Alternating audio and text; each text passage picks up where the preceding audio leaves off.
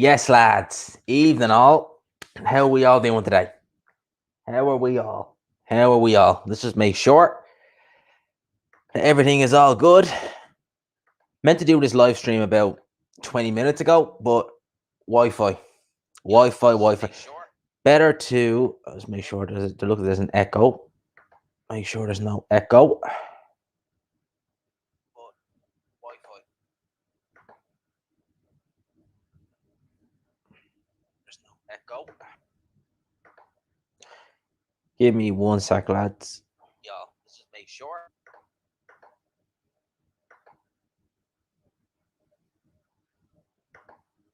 Boom. For some reason, when I have to reset the Wi-Fi, it resets all my settings on my streams. I don't know why. I knew there'd be an echo, so I was like, right, got to fix that. What's up to everyone in the chat? How are we all doing? We get a few people in. There's two things I actually want to talk about, and actually big up to Rich. He's already asked that question.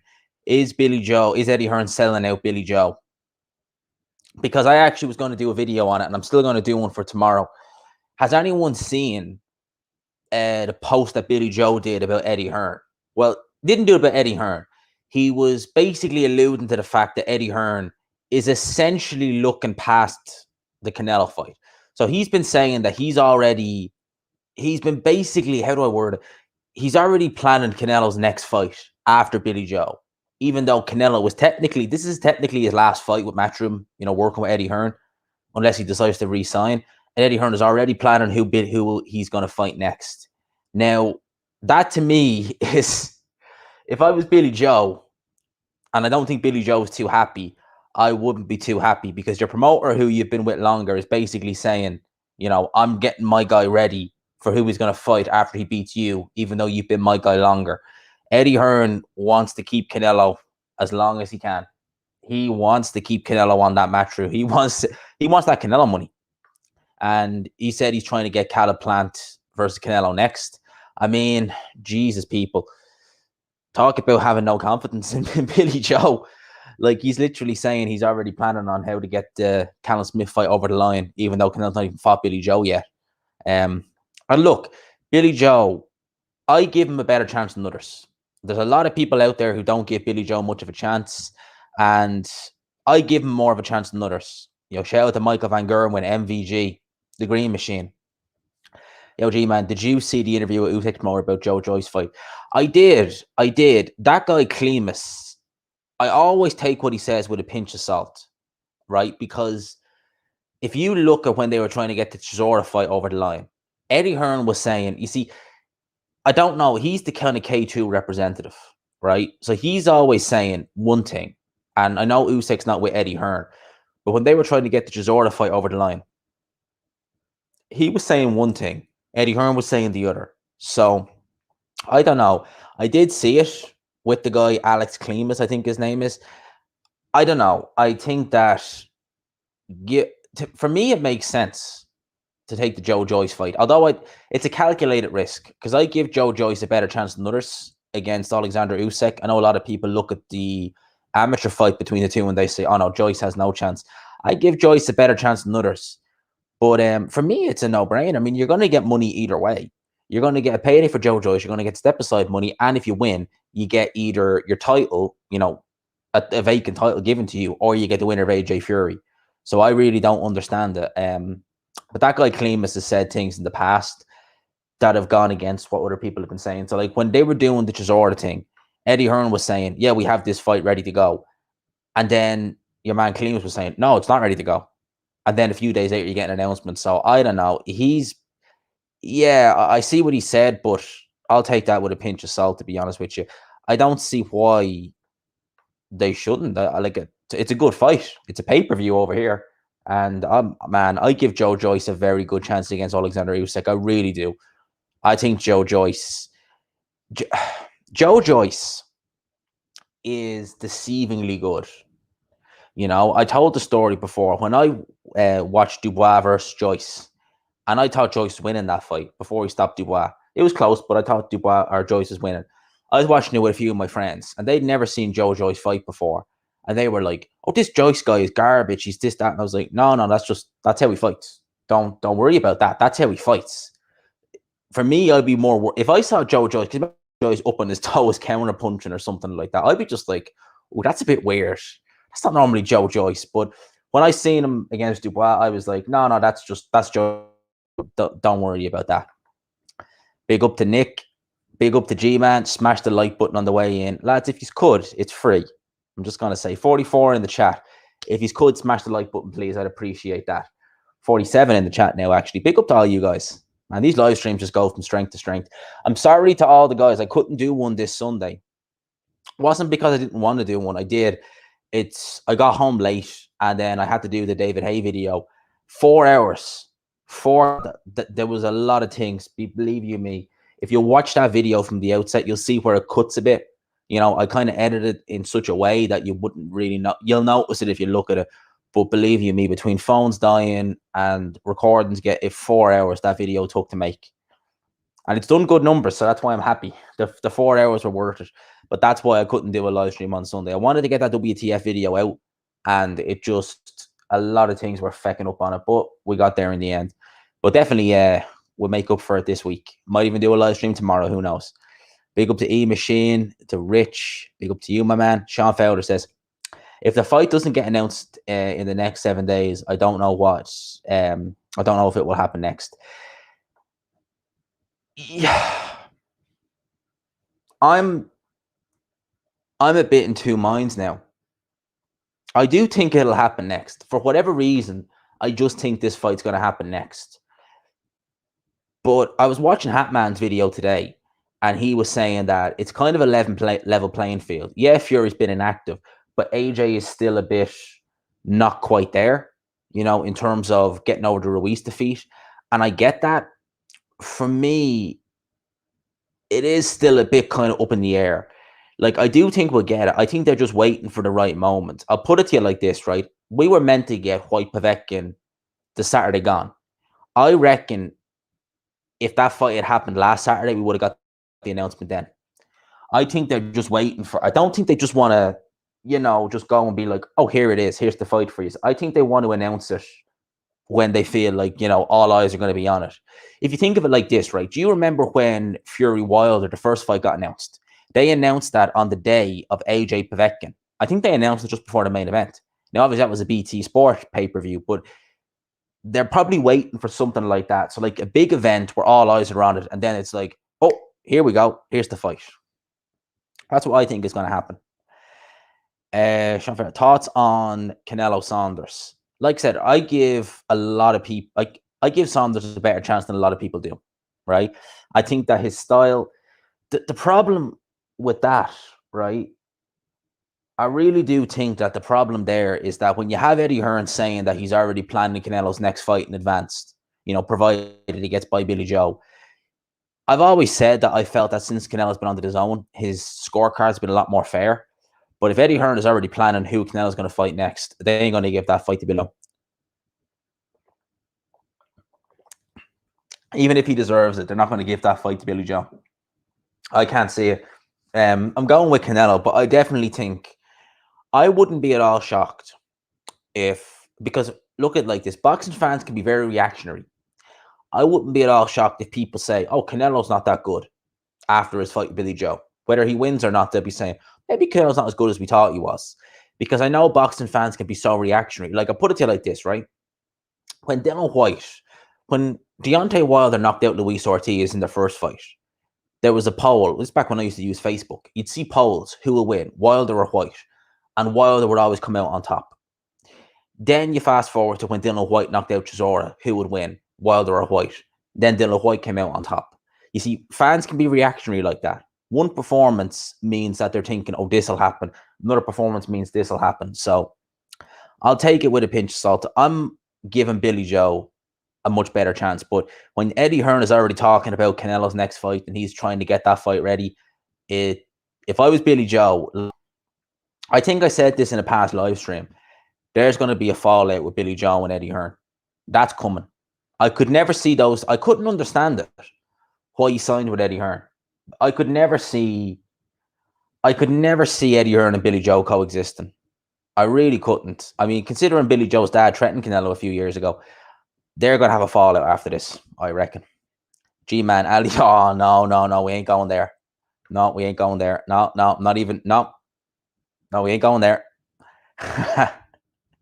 Big up to Kingdale Clark. Big up to you, man. Big up to Darren. Big up to Brennan. Hey, peeps. Looking forward to Tank Davis' next fight. If that's at 140, it's going to be interesting. That's going to be interesting. I'll still be picking Tank Davis, but be interested to see. Yeah, Caleb Plant looking for Canelo in September. I've never rated Caleb Plant. I have never, ever rated Caleb Plant. Seriously. If he fought Benavidez, he would get absolutely destroyed. And I think Canelo likewise. Billy Joe should be just grateful he's got the golden ticket. Yeah, I can see where you're coming from there. He definitely is getting the golden ticket. He's getting the golden ticket. Old fishy boys couldn't get him. I have a video coming out tomorrow where I'm talking about a certain promoter. Now, it's about Eubank, but I'm mentioning a certain promoter in there. And yeah, a certain promoter who couldn't get the big fights. We know that. G-Man, thoughts of the possibility of Saunders pulling out of this fight? I think, is that in relation to what he posted earlier about him having the flu and being in hospital?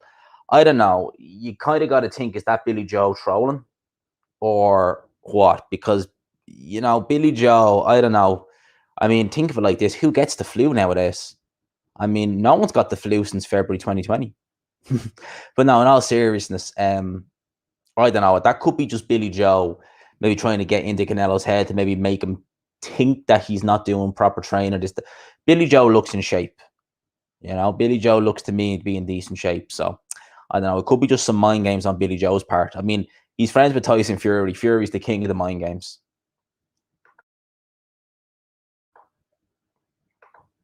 Yeah, Nick gives Billy Joe a chance if the right Billy Joe turns up. That's the problem. And that's the thing that I worry about. Because when Billy Joe turns up, he is so useful. But when he doesn't, he is just like, put it like this. That Akabov, he did not turn up. Imagine a Billy Joe like that turns up against Canelo, he gets knocked out. Billy Joe is about him where I think he can give Canelo a good fight and get robbed on the scorecards. Is Billy Joe trying to get Canelo to under? I think that's exactly what it is. The problem with Canelo's a consummate professional. I mean, when have you ever seen Canelo out of shape or not take someone serious? He always does. For that reason, I can't see Canelo put it like this. I can't see Canelo taking that bait. Maybe if it was a Eubank or someone like that, maybe. But Canelo, I can't see him taking that bait.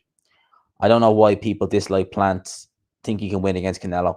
I don't dislike Plant, but I think he's grossly overrated. Grossly. And I can't see him beating Canelo. I think Canelo versus Plant is the least competitive out of all the 168 champions. I think he'll have a field day with Caleb Plant and stop him late. Billy Joe was a better chance than most. Hopefully he doesn't pull out. That's what I hope. I hope he doesn't pull out. I can't see it. I really can't see him pulling out of that fight. Nobody beats Canelo. At 168, probably not. I would pick I'd pick Canelo or Benavidez as well. Hey, folks, big up to Graham. Got a dash. Big up to Nick. Look what he says there. He's a granddad. Big up to Nick. Well done, man. Congratulations to Nick. Big up. Big up to you, my man. Usyk beat Joe Joyce once already. Over 5 rounds. And that was a fairly raw Joe Joyce. So I'm not going to read too much into that. I think the Joe Joyce now, much improved. Saying that Usyk's improved as well. He definitely has. But no. I think that's a competitive fight. Definitely. 100 quid on Billy Joe Saunders quitting. Wow. Would it be worth putting money on? I'm not betting on that fight. I'm selective on the fights I bet on. 47 in the chat. Smash the like 60 in the chat now. It's free, lads. Just saying. I seen Dell actually in there earlier. I'm going to go big up Dell. A big up to Tony as well. Good afternoon or good evening to G-Man. No, it's good evening. It's like 10 to 9. Smash the like button. Show support for the hard work. And if you like the content, please feel free to subscribe. Thank you, my man Tony. Thank you. Yes, it costs nothing, lads. That's what I will say. Just smashing the like button. Doesn't cost anything. Doesn't cost anything. Cost less than a bottle of Echo Falls. Pick up the tie-in boot. Do you know what, right? Since I started watching a lot more tie-in boots videos, I started looking at reviews of Echo Falls. This is the kind of time I have during the day. Everyone says it's absolute horse piss. But for some reason, I feel just from watching tie-in boot drinking, I'm just looking at it, I'm like, I wonder what that's like. Big up the karma. If everyone has agreed upon contractually how come no one is signed, from what I've heard, it looks like it has been by certain parties. I don't know if the fighters or not, but it looks like it is almost good to go. But where's the announcement? That's what I want to know. How's it going to Wesley? I seen Dell's comment actually before he went. Oh, there we go. Big up to Blue Collar Sports. Big up to Dell. How are you, my man? I hope all is going well. Hope all is going well with you, my man. Big up to you. Big up to Blue Collar every time. One of the best channels on YouTube. People think I'm active. Hell no. Dell uploads easily at least 2 to 3 videos a day. Big up to him. I haven't watched your Benavidez prediction yet, but I will definitely get around to it, by the way. I will get around to it. I like the David Hay video. Yeah, man. And do you know what, right? It's just thinking who I want to do next. Because those WTF videos are fun to make. They take a while to make, but they're fun to do. So I'm just trying to think. I'm just trying to think who to do next. You know, I had loads of requests for Amir Khan. And I've actually been thinking of doing him for a while, but I don't know. There's loads of other fighters. So I have the rest of the month to have a look. But yeah, the David Hay video was fun. It's actually so much fun doing the research on those fighters because you actually forget things. And you actually miss things. Like, I completely forgot about the whole Shannon Briggs thing. It was only if someone reminded me after, and they were like, oh, he didn't do the Shannon. I was like, oh, fuck yeah, the Shannon Briggs thing. I was like, there's so much you actually forget when you're doing them because you're trying to get it all into like 40 minutes to an hour. And you're just like, oh yeah, fuck the Shannon Briggs and this, that, and the other. G-Man, what do you think of Jamie Cox and his psycho stare? He's retired now, Jamie Cox, so I've heard. Jamie Cox was a good amateur, and he had some decent skill there, but he was never a super middleweight. I mean, why in God's name he was campaigning at super middle was beyond me. The guy was really 154 pounder, 160 pounder. He had loads of trouble. Like, he is literally the precursor to Scott Fitzgerald, if you think about it. You know, good fighter, but just can't, at least at the time, he couldn't seem to stay out of trouble. He was getting into loads of trouble. Remember that? I agree. Don't rate Plant highly. He looks good, but he's like an Italian car. Will fail to bits when someone puts it on him. Yeah, but I love the Italian cars. That's the thing. He is like one of them, though. It's like good to look at. You know, does everything well. And the minute you just think, right, let's see what this guy can really do. Bang. Oh, there it is. Like an Alfa Romeo. I remember one of my friends had an Alfa Romeo, and he drove it through a puddle. Well, he drove it through a little flood, and it obviously got stuck. And apparently the flood wasn't that deep. And when he brought it to the mechanic, he said, yeah, they design it so there's I forget what the part of the engine is, but every car in the fucking known world has this certain part of the engine. It's like a component at the top in case you go through a flood, but Alfa Romeo put it at the bottom. So the minute you go into a puddle, that's the first thing it hits, and it cuts the whole car out. So he was like, yeah, they fucked you over there, mate. But yeah, that's what an Italian car will do to you, mate. That's what an Italian car will do. Billy Joe only loyal to MTK, and Team Canelo seem to bond well. Yeah, Eddie seems to be quite keen with Canelo. He seems to be enjoying that. Eddie Hearn has the 2 biggest. It was only when I was doing the WTF video, I was thinking the first time we really saw Eddie Hearn was at that Audley Harris and David Hay fight. Fast forward 10 years later, he's the 2 biggest stars in boxing in his stable, Canelo and Anthony Joshua. It's crazy. You make good points. Could wipe Vivek into could be wipe Vivek into Wednesday. I reckon it will. You see, for me, I've always found that you tend to get the big announcements at the big events. So, like, put it like this, right? AJ Klitschko was announced directly after the Molina fight. And that was signed and sealed before the Molina fight, because I used to wonder, when that fight was announced, Molina versus Joshua, I was like, why are they doing Molina versus Joshua? That's a mismatch. But obviously they wanted no risks, like no risks, because they knew they'd Klitschko Joshua coming up. So they announced Molina versus AJ. AJ got him out of there in 3 rounds, and directly after, do you remember Eddie Hearn in the ring? I want to announce AJ versus Klitschko at Wembley Stadium. So that was why they did it. And they tend to do the big events to announce these fights. Because if you think about it, you're getting maximum attention on you. So it makes sense to announce them at those kind of events. I'm still going to go with Fury. Definitely. Oh yeah, he says switching between G-Man and Buatsi's live interview. Who was he live with? Who was he live with? No, Buatsi going to Virgil Hunter. That's interesting.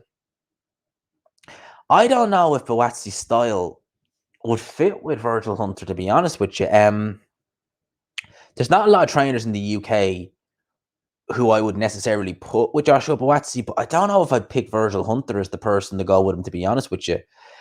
It's an interesting one, but Virgil Hunter is a good trainer. Don't get me wrong. I think some people criticize him a bit too much. I don't think so. Like, when I look at Amir Khan with Virgil Hunter, I think he looked better with Virgil Hunter than he ever did with any other trainer. Hunter is a good trainer, but with Buatsi, it's just a strange one. We'll see how that goes. I agree. Joyce to me does everything wrong, but finds a way to win. He'll make it work, similar to Froch. Yeah, Froch was another guy. You know, if you watch Carl Froch, especially like if you look at his balance, how bad Froch's balance was, it was crazy. Froch couldn't jab properly. He had to hold his kind of right hand down low because whenever he was jabbing, his balance was so off. You'd think that'd be a hindrance, but he was able to make it work. I don't know how, but he did. He really did. Right? Hashtag G-Man's Rock. I always got to get it. That's been going for a while now. He might lose, but can't see him quitting. If we're talking about Billy Joe, I can't see him quitting either. I really, that's one thing about Billy. That's the one outcome I can't see. Him and beating Canelo by knockout. I can't see either of them. I don't think Billy Joe will quit. I'm sure the delay, it's more down to being unable to get a venue without restrictions. Yeah, and you know what, right? I seen put it like this, right? F1 starts back. As many of you will know, I'm a fan of F1. It's starting back now in Bahrain at the end of the month. And there was rumors going around. The Bahrain would be kind of in around the Qatar, kind of UAE region. There was rumors that fans would be in attendance on one condition. You know what the condition is. I'm not going to get into it, but I'm assuming they're worried about that. I think that maybe they're waiting on that. And I don't think F1 went with it, by the way. So don't be any fans of the Bahrain Grand Prix, but it is what it is. They're quiet enough there anyway. You make a good point. Read that already. I'm losing track of some of these comments. Even the Nick just stopped by. Man, big up to Tony every time, man. Got some good supporters in here in the chat. Plant, don't take a drink or smoke. He's dedicated. Canelo will probably duck Plant. No, I can't see that at all. Cannot see that at all. Can see Canelo jumping at the Caliplant fight. I think Caliplant is the easiest. I really do. I genuinely think Caliplant is.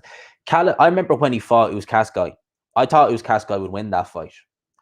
But he was dropped early on. But you could see Caliplant gas really badly against Cascai late on in that fight. And he's not really got much of a defense against body shots. And then when he does gas, he leaves himself very, very vulnerable.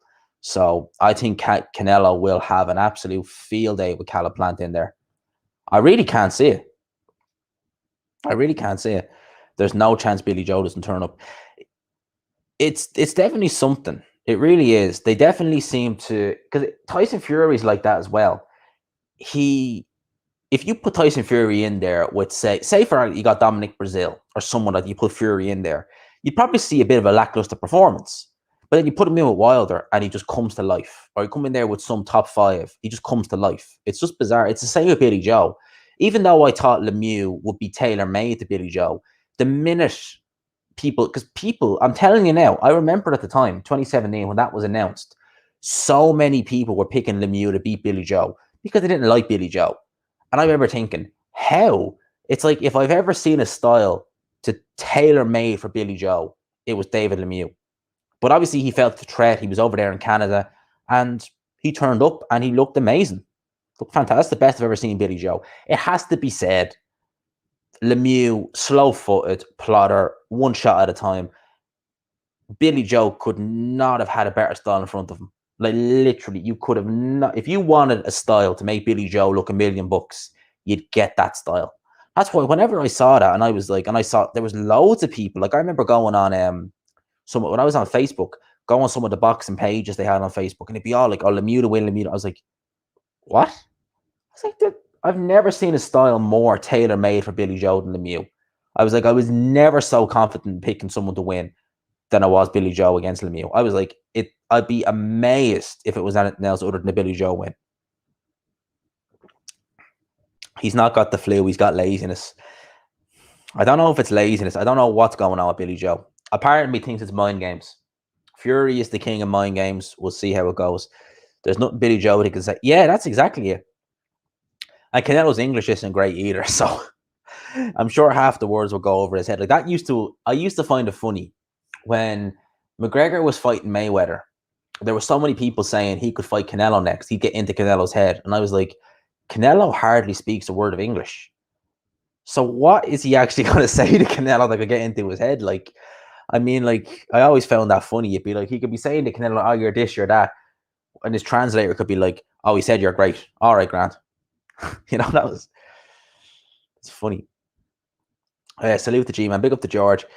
Hey video was a great trip down memory lane. It is actually, for me, one of the reasons why I love doing them videos is because you just get a sense of, oh, do you remember this? Do you remember that? And it's like boxing back then. It was just like, oh yeah, you get a great little sense of just the memories. But the Hey video was fun to make.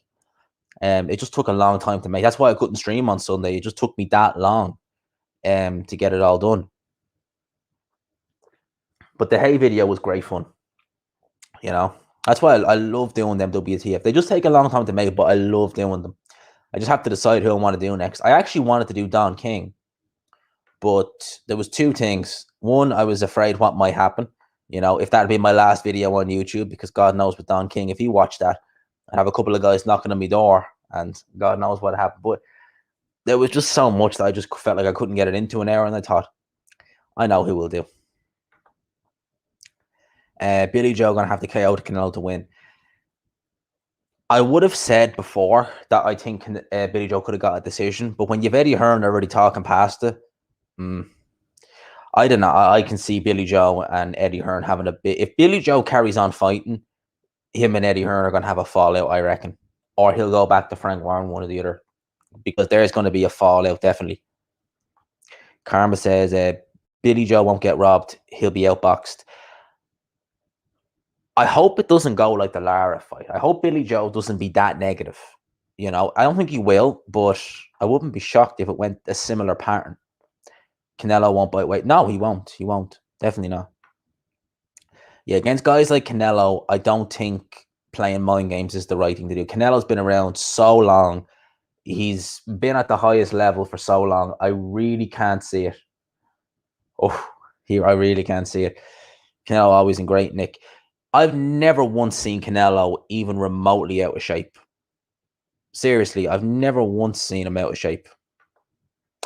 G-Man, thoughts on a YouTuber named Boxing Gossip? He hasn't uploaded in a few years, to be fair. Oh, yeah, Tom. I used to love watching him. Yeah, that's sad, actually. I'm not too far behind him. Look, I'm at nearly 4,000. He's at something like 7,000. Like, I could end up catching him in the next year. I used to love Boxing Gossip. His Wednesday podcast. I don't know why he stopped. I used to really like Boxing Gossip. Yeah, Tom was his name. I think it was Tom anyway. But yeah, he was one of the people who made me want to make YouTube videos as well. Him, Hatman, Ade, others made me think, sure, I'll give this a go. But yeah, Boxing Gossip, he was really good. I used to like him. I don't know what happened to him. Because he just done a video of Mike Tyson and Lennox Lewis, and then that was it. I don't know. It was kind of nothing really to it or from it. It was weird. But yeah, Tom Boxing Gossip I always liked his videos. Sometimes I didn't agree with what he said. He was he was big on Lee Selby, and I wasn't. And he was not really keen on Josh Warrington than I was. So I used to disagree on like those things. But other than that, I always loved watching Boxing Gossip. He was good. Billy Joe better not you. Oh, heaven forbid. Heaven forbid. Spot on the professionalism. Exactly. Who wins in a boxing match, Gerrard or Lampard? Stevie Gerrard, definitely. Stevie Gerrard. I never was I'm a United fan, so I'm not really big on either teams, but I always had a bit of respect for Liverpool, more so than Chelsea.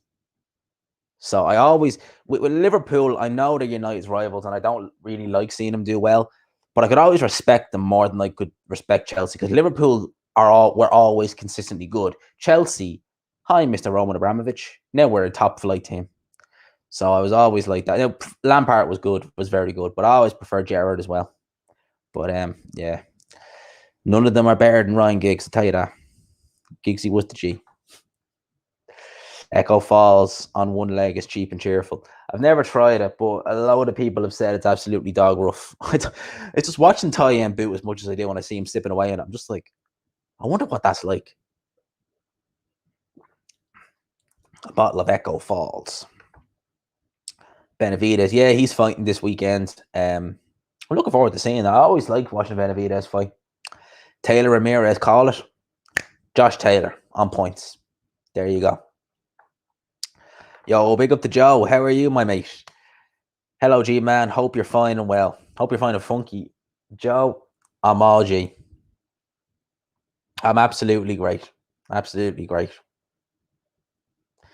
No complaints, Joe. Big up to you, my man. Every time. Glad you're locked in. Glad you're locked in. I'm probably going to do another. See, I'm making up for Sunday. I normally stream on Wednesdays, but we're definitely going to do one today and tomorrow as well. Because I just feel bad that I couldn't do one on Sunday. I love streams. It wouldn't be... It would definitely shock me. I mean, like, I'll put it like, I could not see that. I couldn't see Billy Joe stopping Canelo. If Triple G can't do it, Kovalev can't do it, Callum Smith can't do it, I can't see Billy Joe doing it. It wouldn't be the most shocking thing I've ever seen. Definitely not, but it'd be right up there. No, it'd be right up there.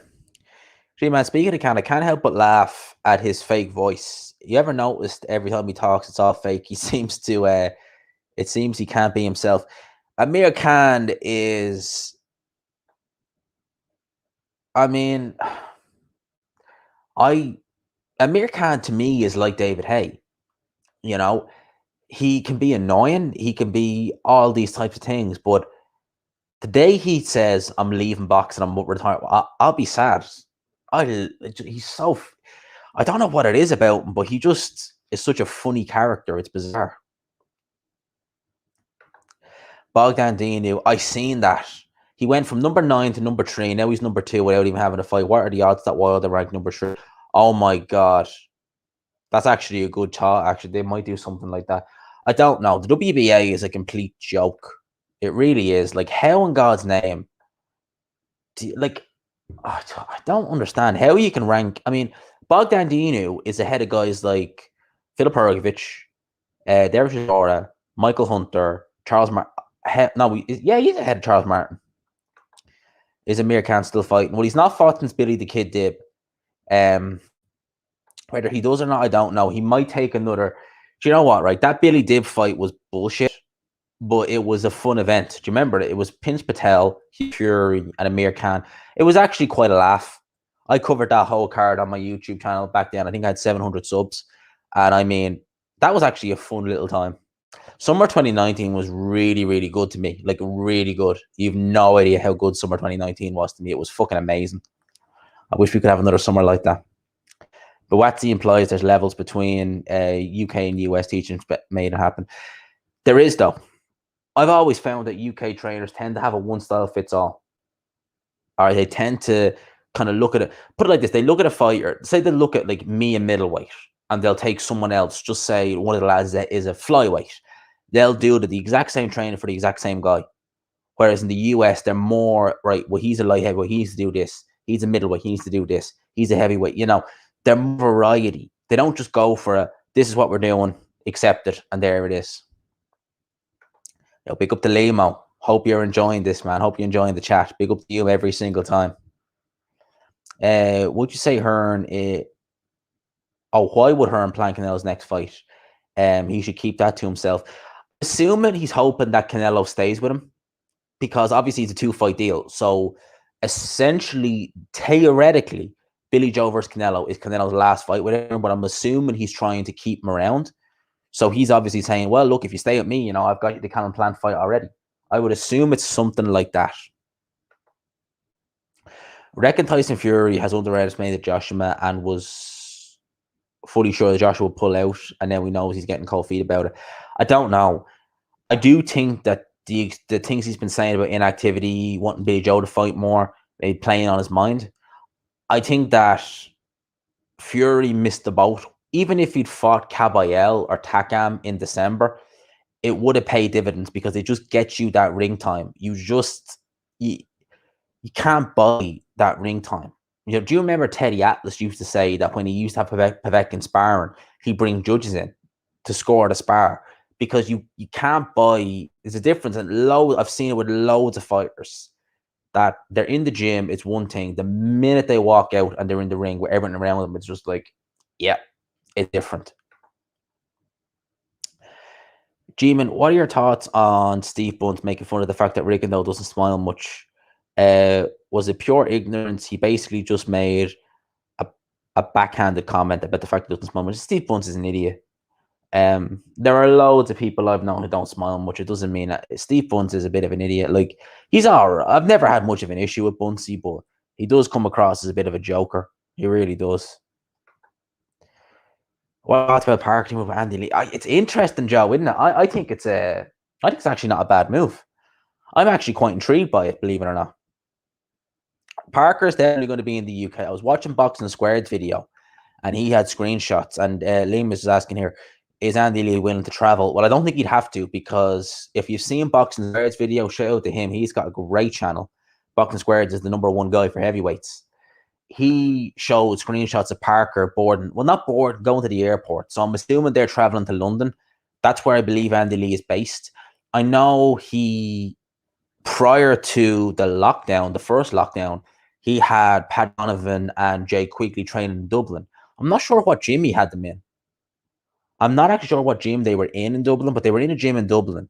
But I'm assuming he's setting it up in the UK now, probably in London. So he has Paddy Donovan. Paddy Donovan is an excellent shout for a prospect. He really is. I said it in my video. I'll say it again. Paddy Donovan looks more impressive than Josh Kelly ever did. Now, that's not to say he's necessarily going to do better than Josh Kelly. I don't know. But when I watched Josh Kelly at the start of his career, even up until he fought Avanesyan, I thought Avanesyan was going to batter him. But I was always like, this guy is flashy, but that's it. Whereas Paddy Donovan, and he's younger than Josh Kelly, he's a good bit younger. I was like, this guy's got talent. This kid's got talent, definitely. So Paddy Donovan, to me, great prospect to watch. But I think Andy Lee, yeah, there you go. Like, and hopefully Andy Lee will bring out. I think Andy Lee is a good shout. I really do. He's not exactly proven as a trainer, but how is he going to get proven without getting these guys?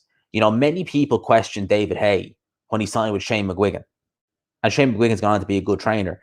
How are you going to prove someone without giving them the talent? It's all well and good to have Paddy Donovan. You can bring him through, but it's still a slow process. Give him a fighter like Joe Parker and see what improvements can be made. I'm definitely looking forward to seeing. how Joe Parker looks for Andy Lee.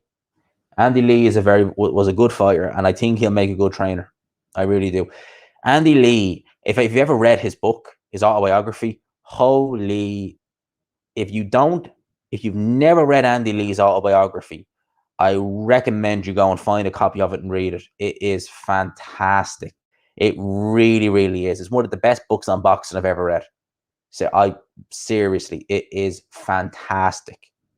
I would recommend you read Andy Lee's autobiography, definitely. Plant has got skills, but Canelo will smash him. Yep, that's exactly what I'm thinking, Nick.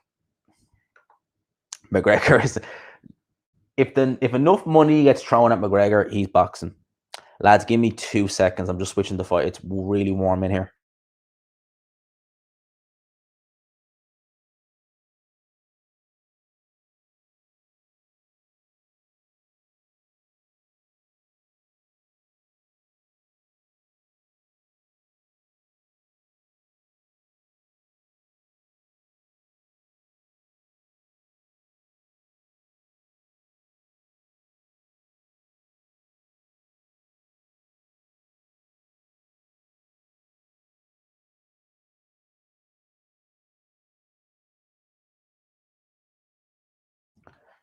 All right. Apologies for that. Yeah, McGregor definitely ain't boxing. Well, no, McGregor would box if the right money is offered to him. Now, he was set for Pacquiao, but it looks like we're getting Pacquiao, Garcia, Mikey Garcia. Mikey's been looking like a cruiserweight lately. He really has. Canelo's mature beyond his years. Have you ever seen? Has anyone ever really trash talked Canelo? That's what I want. I can't remember the last time anyone was trash talking Canelo. Let's make it 60 likes. Take a second before you talk. How many likes do we have, actually, by the way? And big up to you, Nick, every single time. Big up to you. How many likes do we have, actually? Because I haven't checked. We have 47 likes. Can we get to 50? Can we get to 50 likes? Smash it. Costs nothing, lads. 80 is there. Costs nothing. Good evening to Halim. Big up to you, my man. Big up to you. I lost where I was in the chat there. Because StreamYard is really weird. If you go so far down, it just auto jumps you. Yeah, Parker is, as far as I know, he's going to be training in the UK. I don't know if he's going to stay there. And I don't know, is this going to be a long-term deal with Andy Lee? I'm assuming it depends on how he does in this fight, basically. But I reckon Andy Lee is a good... Andy Lee, when I've seen him with Paddy Donovan, I've always found that he is... Like, when I watch Paddy Donovan, I think it's the second or third fight, Paddy Donovan said to Andy Lee in the corner, "Oh, I want to impress." And Andy Lee just reined him in, very calm, and he's like, "You've an opponent in front of you. You're 3-0. Don't worry about impressing. Worry about getting through this fight and doing what you need to do." And it was the way he was able to just rein Paddy Donovan in, get him back, his feet back on the ground, and he boxed the guy's head off. He didn't stop the guy, but he did what he needed to do. And I think that Andy Lee will make a fantastic coach. I really do. It's not because he's Irish, believe you me. Believe you me, as many of you will know, I call it like it is. And I've said plenty of Irish fighters on this channel will lose. And I've got plenty of stick for it as well. But Andy Lee, for my money, and Andy Lee as a commentator is good. Sometimes he has some bad nights, but for the most part, he is quite good. Billy Joe wants to be considered a massive underdog. Billy Joe knows he can't get in his head, but wants to make any underestimate. Possibly. I know Billy Joe performs better when he's underdog. Why is that doing that? Sorry, people. Laptop was acting up a bit there. Canelo understands a lot of English. Just prefers Spanish. I remember years ago when he gave like his first like kind of half interview in English, and they were asking him like, "What's your best quality?" And he's like, "My heart." And they were like, "Your hair?" No, my heart. I was like, that's funny. Am I the only person that believes Canelo can speak English perfectly? You just choose not to. It is a bit broken. You can definitely tell it is a bit broken. I don't know if it's perfect English, but I think he just chooses not to. I think a lot of something about the Spanish language. Like as many of you will know, I'm a big fan of F1, and they used to say in F1, like back in the 90s, they were like, you had English drivers like Mansell, you had English like Brundle, but their names weren't as nice as Piquet, Senna, stuff like that. I think it's something about the Spanish language that people like, so it could be something like that. If Don King threatened you, that's when you know you're doing well. Yeah, well, Dell got iced by Don King, I thought that video was funny as fuck when he released that. Copyrighting all the post-fight reviews.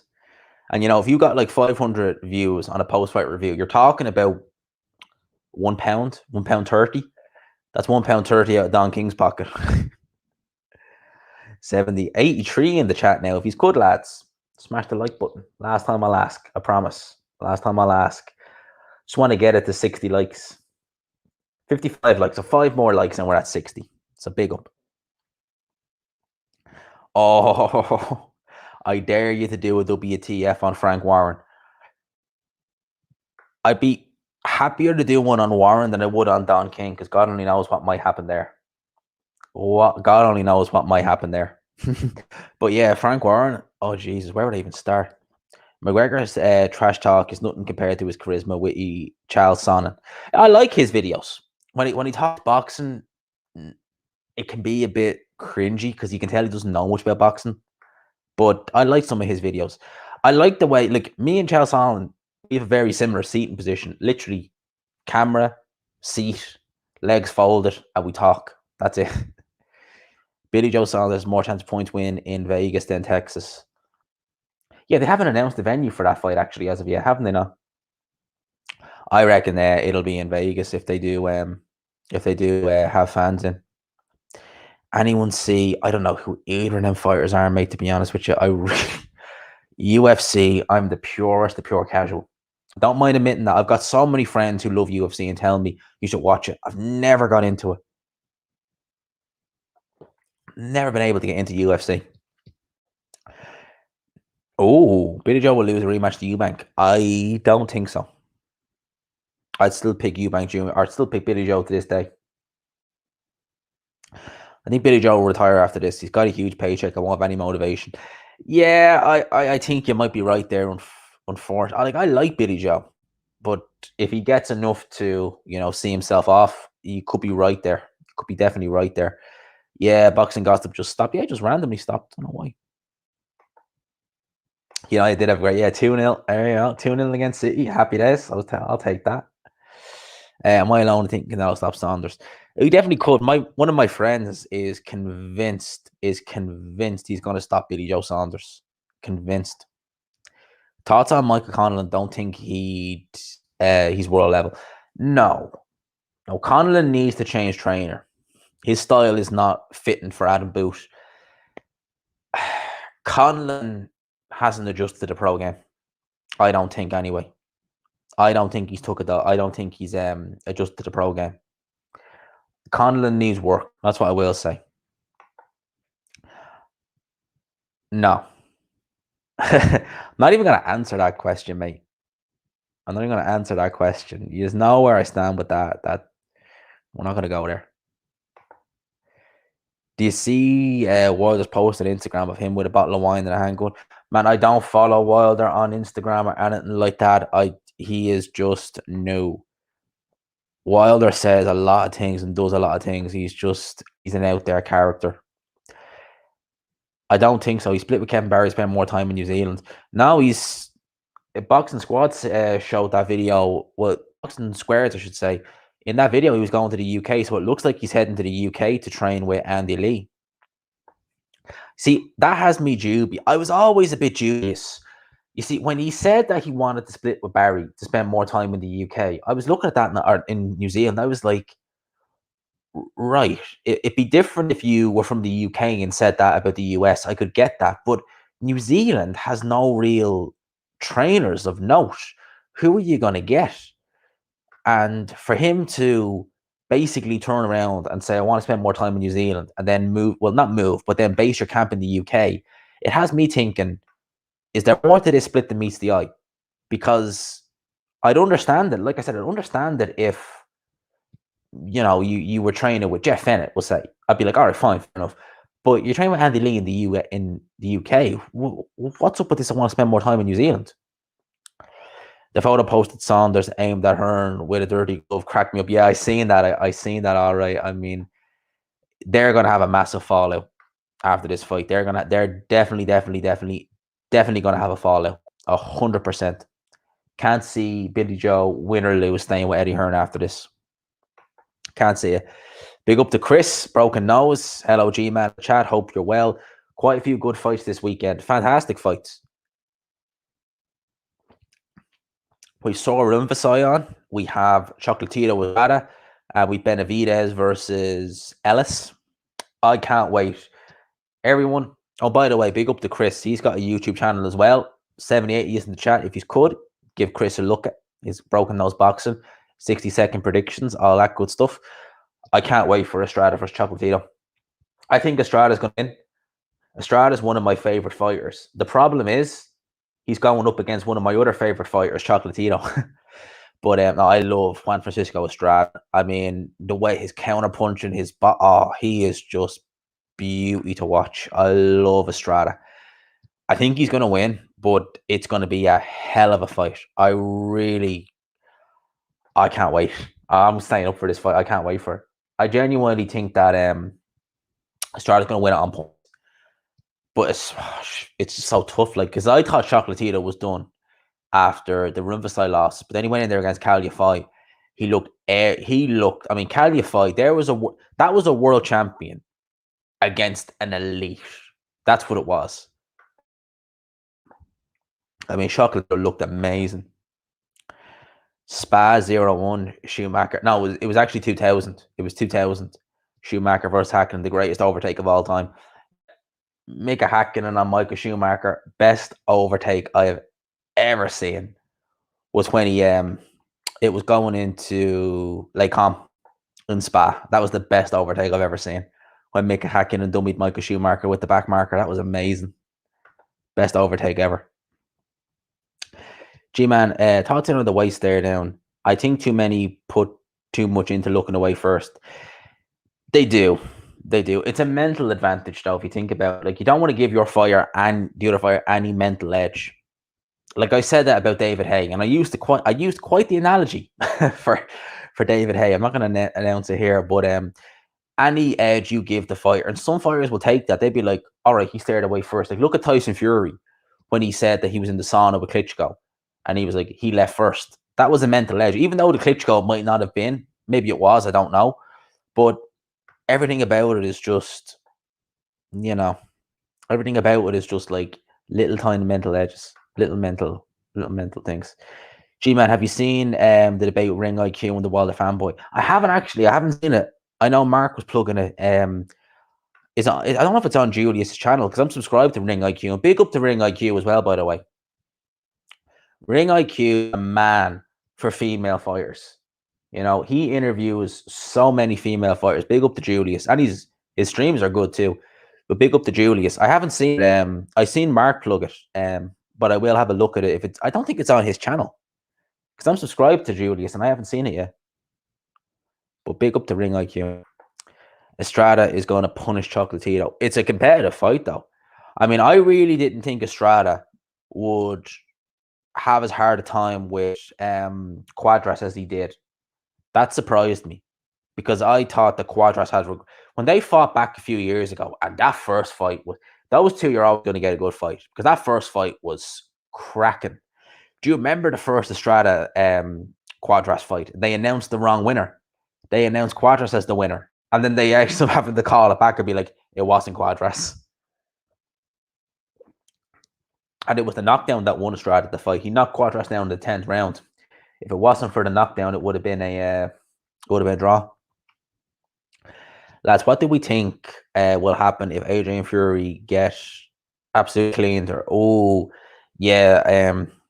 I wouldn't say so. I wouldn't. If that, I can't see it happening, mate, to be honest with you. But if it does, yeah, we're not getting a rematch. I wouldn't imagine. You see, a rematch, even if there is a rematch clause, how much fanfare is it going to get if they're going to, oh, well, he cleaned them out in a few rounds first time. He's going to do it the second time. Bet your life savings. If you're that confident, you make some good money. Oh, fuck that. Oh, bet my life savings on that. Fuck that shit. Depends on who it is. Regis Prograis won the last 2 rounds against Taylor. I thought, yeah, he definitely can. He had a very shaky 10th round. The 10th round was probably Josh Taylor's best round. And I actually thought he might have actually been able to get Prograis out of there after the 10th round, but he came back real strong. That was a hell of a fight. The 2 best fights in 2019. Paddy Barnes, Jay Harris, and Regis Prograis versus Josh Taylor. Definitely. WTF happened to Jeff Lacey. Oh, that's a good show, actually. Jeff Lacey was someone, do you remember him in all the boxing publications, abs of the year and stuff like that? And then Joe Calzaghe just wrecked him. Most likely fans in Texas are fully opened. Fair play to them. Do you know what, right? I seen loads of people online picking Tank to be Prograis. I was like, what? And a good few. Like, I mean, I seen a poll. I forget whose channel or page it was on Twitter. And it was like 70% thought Tank would be Prograis. I was like, are you kidding me? I was like, Regis Prograis is spec. He will go through Tank Davis. And I like Tank Davis as well. He will go through Tank Davis. God almighty. I was like, what the? You see, that's how reactionary boxing fans can be. You've one good performance and a performance where, maybe they didn't turn heads or it was against some low level guy. And people are like, oh, he's clearly going to win. I was like, no. I was like, no, man. Like, fucking Prograis will lift Tank Davis clean off the ground. Prograis is a class. Like, yeah, I like Regis Prograis. I mean, him against Taylor, holy mother of God, that was just something else. And Prograis is still special. Like, I pick him over Jose Ramirez. Thoughts on Jim Watt calling boxers gladiators and warriors? It's fair to say that or cringeworthy? Well, no. Boxers are modern-day gladiators if you think about it. I mean, if you think about it, and it's maybe not a nice thought, but boxing is the modern-day Coliseum. We're all gathered around to see two guys beat the hell out of each other. Back in the Roman times and, times of Caesar, it would have been two guys in a Coliseum, killing one another, basically. And it's something similar, that bloodlust has never gone. It's just been civilized, I suppose, is the Western term for it, but that's still what it is, so I don't mind that. But some of them are, yeah, most of them are. I mean, it takes balls. I've learned this. It takes balls to get in the ring. It's not easy. You have to have a bit of a screw loose. Like, I used to love sparring. Sparring is always my favorite thing to do. I wasn't good enough to make it at any level, and I knew that, and I thought, what's the point in putting myself through the mill if I'm not going to do anything? But I still, like, if you offered me a spar now, I take it. It's weird. I just love it. I don't know why. I just love it. I need the time off. The scar tissue, big up to Randy, is 100%. 100%. I'd be worried about that as well, because the scar tissue, from what I've seen, never fully heals. I always bring up Vitaly Klitschko versus Kevin Johnson. Look at the images online and look at the fight. A few jabs from Kevin Johnson that landed on Vitaly Klitschko. The scar that was there, the cuts that were there from Lennox Lewis 7 years earlier, they're still there. He marked up very easy. Big up to D, Speaker Mind Sports Talk. For the love of sports, let's talk about it. Man, big up to D every time. Speaker Mind Sports. Less than a month and we can get the streams going back on your channel. I was actually in your morning stream this morning. I just didn't comment. But big up to D. 2 streams a day, every single time. And the great thing about D is, right, when you put them streams on, it's normally about lunchtime in Ireland. So I'm sitting in work and I'm just like, D's on. Let's go. Let's go. Here we go. Let's go. Let's have a listen. Every time, big up. G-Man, have you ever considered training fighters? G-Man rocks gym in the heart of Dublin. I can see it now. Definitely not in the heart, man. Not in the heart of Dublin. No way. Going to be in Swords. Man, Swords is the best part of Dublin. It's got everything in it. I don't need to go into town. I have considered training fighters before, though. I've been in the corner a few times for small little amateur shows. Like, my friend fought on an amateur show not last Christmas, the Christmas gone. And I was in the corner doing the corner, and I loved it. And it's mad, like, even though this was just an amateur show, and it wasn't even like going on their records. It was more like an exhibition, but it was still technically an amateur show.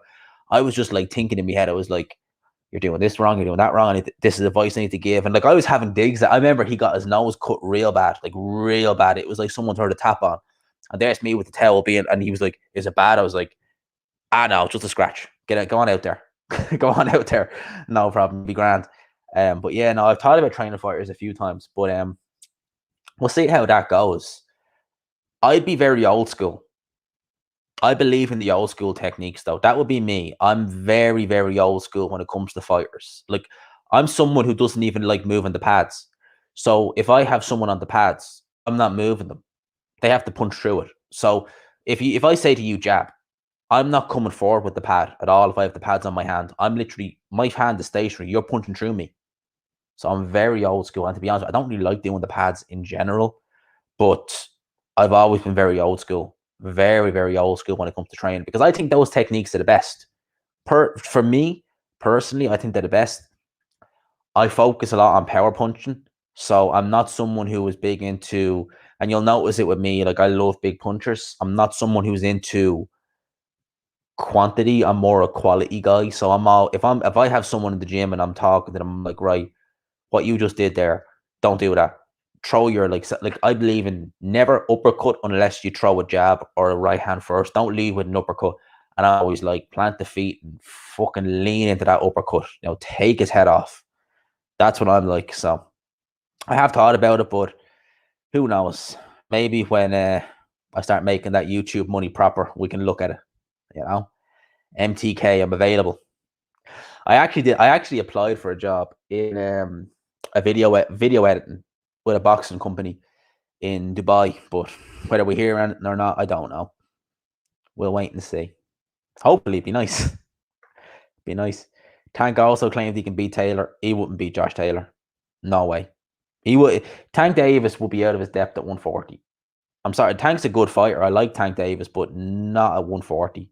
He's not beating Josh Taylor. He's not beating Regis Prograis at 140. Give me a sec. Give me 2 secs, lads. Just trying to see. Oh, 1 sec.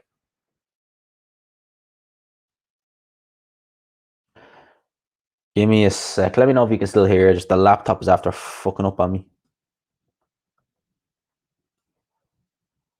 There we go. I need to upgrade this laptop. I was looking at a few MacBooks, to be fair. I just don't know how good they are. To be fair, text never really closed. Yeah, no, it didn't. It's annoying to see images of, like, I think 16 states in the US are back open. It's crazy. I'd love to visit. I've never been to the US. That's one place I really want to visit, is the US. I've never been. I visited D.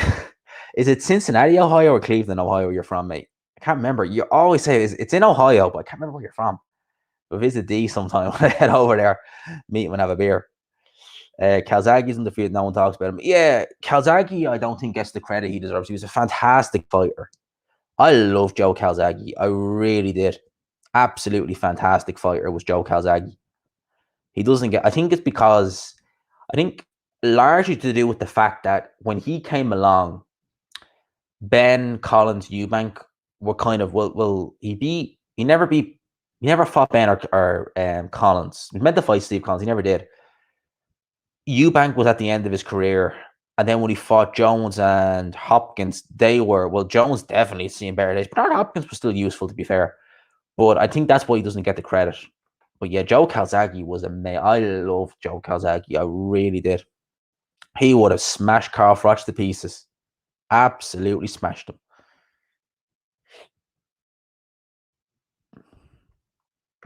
Yeah, like Tank would not beat Josh Taylor or Prograis. No way. What do you think about Josh Taylor? Is he on the Jake Paul undercard? Is he? You know what, right? At the end of the day, like I'd rather Jake Paul not be annoying people, but let's not beat around the bush here. If he was to just say, for argument's sake, if he was to fight Tommy Fury, the numbers that would do would be absolutely ridiculous. It would be. Could you imagine the numbers that would do? The casuals would be like Randy. Do you ever see that episode of South Park where Randy Marsh, there's no internet, and Randy Marsh finds a computer with internet? It'd be like that. And if anyone doesn't know what I'm talking about, go and Google Randy Marsh computer. You'll see straight away. That's what the casuals would be like if they ever announced that fight. Columbus, Ohio, just to be sure. The call before come. I don't want to end up in Cleveland. I knew it was Ohio, but you've put it like this, right? I live in Ireland, and my geography of Ireland is shocking. I thought that Morecambe was in Leicestershire, right? UK is only across. UK is less than an hour away. You're asking me about America.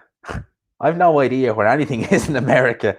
I know where some of the states are, but like, seriously, like I don't know where any of them is, but I knew you were in Ohio, but I was like, is it Columbus? Is it Cleveland? Is it Cincinnati? I was just like, what the hell? But yeah, no, if it's Columbus, Ohio. So if I'm ever over there, D, definitely call before I go, but definitely me and you. Definitely meet up. 100%. How's you feeling actually since the operation? How's the treatment going? When you'd be good to go? But big up to D every single time. Fury has a bit more than he can chew with his mouth. AJ fights around the corner. Fury getting it's weird. Like, a part of me doesn't know if it's just Fury playing mind games at the same time. It's an interesting one. I'm curious. Like, if we get this fight announced next, I'm still picking Fury, but everything is just interesting. A part of me thinks is this maybe Fury trying to build it in a sense of getting the kind of the shock factor. Like, oh shit, oh holy shit, we're getting this fight now. Program, yeah, oh yeah, 100%. And I like Tank Davis, I really do, but I just don't think that he's gonna. I just don't think he's gonna win. I think that he'd be biting off more than he can chew. I was married to an American, spent 4 years over there. Plenty to see, experience in the US. When lockdown nonsense is over, you should go over. I was hoping to go over last year. Like, the first place I want to visit is Boston. I don't know why, but Boston's always appealed to me. I don't know why. For years now, I've looked at Boston and thought, "Yep, I want to visit that city." I don't know why. For years, like for at least 5 or 6 years, I've always looked at Boston and thought, "I really, really want to visit that city." I don't know why. Just something about it. I think I seen like snippets of it or something like that, and I was like, I really want to see that city. So that's the first city I go to. Definitely, I've never been, but for some reason, Boston is always one of them where I'm just like, I want to go there. Oh, that's the first place I want to see is Boston. I don't know why. It's just weird. It's weird like that. Like, and Boston of all places, you think it'd be like Vegas or somewhere, but for some reason, it's like, nope. Boston is just, yep. I want to go there. I will get there. Maybe this year. Hopefully, lads. Because believe you me, like last year, I had so many plans. Like, I got to London to meet Ade in February. I was meant to go back over in May or June. At a lad's holiday we were looking to do in July. It's actually depressing now talking about it, but there was so much we planned for last year. It was crazy. Oh yeah, could you imagine, D? Oh Jesus, could you imagine that? That'd be crazy. Jake Paul is a multi-millionaire. Holy shit, man. Money talks. Money talks, man. It really does. Feeling great. Should be able to start working out again next month. I want to lift and get back to full exercise. Thanks for asking. Anytime. I know the feeling. I can't lift any. Well, I'm not injured, but I can't lift any weights now because there's just no gyms open, and it's a pain. Like I love running and all that jazz, but lifting weights has always been my thing. I love lifting weights, and not being able to do it is just a pain. I've always been, for me, like my body has always been someone who I don't have fast twitch muscle fibers. I know that. Like, I can never do, like, one of the things I used to find very odd was when I used to box. The boxing training, which was a real fast and explosive, used to knacker me. Like, I'd do 3 days of boxing training straight, and I would be at death's door, or I'd be sparring, say on a Saturday morning, and I'd be sleeping in the afternoon. I'd be at death's door. I don't know why it used to knacker me. And one of my mates, Niall O'Connor, he has a fight coming up in not next week, the week after, 20th of March in Belgium. A big up to Niall O'Connor, by the way. Shout out to him. One of the best prospects in Ireland, actually, we have, who's not known. Big up to Niall O'Connor. He's the opposite. He told me that he could spar box 7 days a week, no questions asked. But the strength and conditioning training knackers him. I'm the other way around. I could do the strength and conditioning training 7, 10 days straight, no issues whatsoever.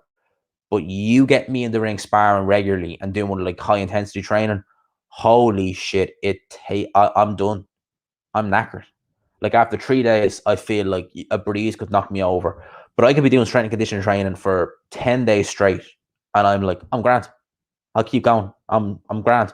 I don't know what. It's just weird. Different bodies, like different body types. That's what I've always said. Like, different stroke for different folks. You'll never have two people who can do the same training and it'll be the exact same. Like, Niall could do 7 days boxing training straight, and he's perfect. But you do a few strength and conditioning sessions with him, and he's like, "Fuck this." Me, I'm the other way around. Gee, man, speaking of the craze, what did I say? I'm sure you've heard about the grim accusations of what they were into sexually. The craze. I actually haven't, mate. If you want to enlighten me, you're more than welcome. But I haven't. The craze. The craze. You probably enlighten me, and I probably know straight away who you're talking about, but I haven't. I haven't heard of them now, to be honest with you, mate. Yo, big up to Intangible. Intangible's got a great channel as well. Great channel to watch. Like his streams. I love actually Intangible streams. I don't comment on a lot of these guys' streams, but I'm always in the chat. Believe you me. I always drop by to smash a like. But big up to Intangible every time. Tangible's a great guy. Big up to him every single time, man. Oh, where was that? Fury and his family don't this AJ fight is more relaxed than Fury at this stage, is playing mind games. I think a large part of it is down to mind games, personally. That's just what I don't know why. I think it's down to mind games. I think Fury is trying to give AJ a false sense of security. That's what I think. Personally, I could be wrong. I've been wrong before. But I think he's trying to give AJ the perception that, oh, Fury is this, that, and the other, because I don't know. I'm convinced. Look, was it January where they said Sugar Hill was on his way to the UK, or maybe even before that, to train with Fury, and he's been training since, or Fury was in Florida or something like that. So from what I've heard, Fury's been training regularly. Now, MVG says, who should Yoka fight next? Yoka's jab was on point. I said in that post fight he was trying to do an Andre Ward impression. For me, I would like to see. Yoka's been saying he wants to target the winner of Joyce Usyk. Yeah, I could see that. I think that Yoka's very talented. Maybe he should fight that Croatian Peter Malice. Is that the guy's name? Because they were talking about him before. Maybe they should look at that fight. If Joyce fights for a world title, I would assume he's going to vacate that European title. Maybe they could do something like that. Maybe put Yoka in with someone like that next. Or maybe target the Hrgovic Hunter winner. I picked Joe Joyce to win. I thought Joe Joyce beat Tony Yoka in the final, personally. I don't watch a lot of amateur boxing, but I do with Olympics. And I thought that Joe Joyce beat Tony Yoka. Is Fury in the Kronk gym right now? Not that I know of. I think he's still in the UK. I think Sugar Hill is over in the UK now. Potentially. I could be wrong about that, but I think Sugar Hill's over here now. G-Man, thoughts on Hopkins? Yeah, they were silly comments. No, I thought they were. You jinx. They're silly. They're very silly, and I think you jinx yourself. Like, I think Devin Haney said something similar. They are silly comments to make, and I'd say the same if it was a white lad saying it. They're silly comments to make. And you jinx yourself, I think, when you say comments like that. Big up to Jono. Big up to Jono. What's up, G-Man? The chat. Hope you're safe, man. We're all good. We're all good. No, I think they're mates. I think they said in the commentary that him and Takam are quite good mates. So I can't see that happen, because I watched that live and I didn't watch it on Box Nation. I don't know who was commentating. I never heard of him, but he said that Takam and Yoka are good mates. So that's not going to happen, I don't think. Yeah, big up to Jono. Big boys boxing every single time. Big up to you, my man. Hope you're all well. Hope you're keeping good. And know that this AJ's mind experiencing this level. It is, but he can't. I've seen him take the bait before, like against. Well, he never fought the guy, but do you remember when Miller was really trying to bait AJ? That was funny. Jesus, Miller got him pissed off. Yeah, I'm not sure what the ranking is, but I know Yoka is definitely ranked. He's definitely ranked. Oh, there we go. 13th by WBC. I wonder, it's amazing, right? We'd probably all pick Yoka to beat Bogdaninu now. But yeah, Bogdaninu was ranked number 2 by the WBA. I mean, the WBA are an absolute joke. That's a good shout, Jono. And I think I actually left a comment on Mark's channel saying that I wouldn't mind seeing that. Yoka versus Pulev. Takam, I actually thought, am I the only one who thought Takam looked all right against Jerry Forrest? Am I the only one who thought Takam didn't look too bad against Jerry? He looked better than Zhilei Zhang. Zhilei Zhang versus Yoka, no. Zhilei Zhang, I wouldn't mind seeing him fight Jerry Forrest. That was a fun fight. I couldn't believe what I was watching. That was a fun fight, lads. I was like, what the fuck? I wasn't expecting that. That was a really, really fun fight. I think, yeah, I think Zhilei Zhang ended up in hospital after that fight because of everything. I mean, Zhilei Zhang is. I don't understand Eddie Hearn's logic. I mean, people keep saying to me, "But gee, it's the China money." Well, yeah, but like, still, like, he's not going to make that much money. And I really, I just don't. I think it's bizarre. Look why we just signed that, and like he's going life and debt with Jerry Forrest. Really? Come on now. Not ranked by the WBA or the WBO at the moment. But the WBA, I mean, like, Jesus Christ. I mean, so what? Being 11-0, I think he's 11-0. Having beaten guys like Christian Hammer, Dave Allen, stuff like that doesn't get you a ranking. But Bogdan Dinu, having won fight since he lost to Pulev, does. WBA logic, ladies and gentlemen. There we go. G-Man, what do you think is more beneficial for boxing? Long distance runners or high impact with training such as sprints? It's like I said earlier, man. It's different stroke for different folks. Like me personally, long distance running, I love long distance running. You know, I'd happily do, like over on Saturday, I ran 13K. On Sunday, I ran 6.5. I can do long distance running, no problem. But in terms of sprints, I'm shit. I'm useless. I'm not a good sprinter. It depends on what you're dealing with. Like if you're someone who fights in bursts, maybe do sprints. But if you're someone who's going in the long haul, definitely do your long distance running. I would say incorporate a mixture of both personally. Like I say, I can't sprint, I can, but I'm just, I mean, people see me run, right, and do long distance running, and I'm overtaking lads left, right, and center. But then you see me sprint, and they're overtaking me, if you know what I mean, because I don't have that fast twitch muscle fiber. I'm just good at, I can set a consistent pace and run, but in terms of like fast twitch like that, I'm not exactly good at that. But sprints will help with endurance. They do, and believe you me, Karma's right. They do help with endurance. I will say that. We used to do sprints on the bag when I was boxing. They were probably the best thing you could do, but I hated them. Like, I mean, I hated them. We used to do 3 or 4 rounds of sprints on a bag. Be like doing 30 seconds on, say 15 seconds off. And I hated them. I used to I'd always be going to the gym and I'd be like, sparring, this, that, it's all good, but all these sprints, I fucking hate them. They do benefit you though, they really do. You do know, but they do benefit. I hate them. I used to hate them. I really did. Zhilei Zhang said it was about his enzyme levels being too low to engage the fight. They should have pulled him, but we all know how it is. I really would have like. It's very rare you see a fighter get knocked down 3 times in the first 3 rounds and go on to have that. It's crazy. That was a hell of a fight, man. That was really, WBA. Don't reckon them as the world title. Yeah, they are a joke, but what can you do? What can you do? Like, the sanctioning bodies, they're a joke. Does Don King still promote? He still promotes, and he still fucks people over. Barely. Put the show on the start of this year. I didn't cover it, thank God. I didn't get a copyright strike, but a few of the lads like Dell, Mark beat him. Mark got his copyright strike overturned, but a few of the lads did it, and they ended up getting strikes against them, which is absurd, really, when you think about it. But it is what it is.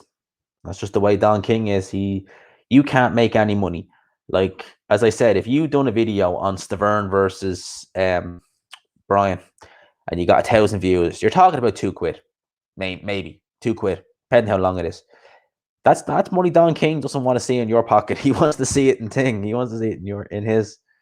Striking everyone. It was gas. It was crazy. Did anyone see White? Yeah, he looked decent in the first one as well. I can't see anything other than the Dylan White win, to be honest with you. I really can't.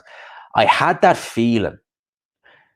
It's hard to describe, like, when like, I suppose you can. I have a book on intuition, which is actually quite good. I should do like a review of some of my books. Carl June, have you ever heard of him? His books on psychology are amazing. But I have a book on intuition, and it's very real.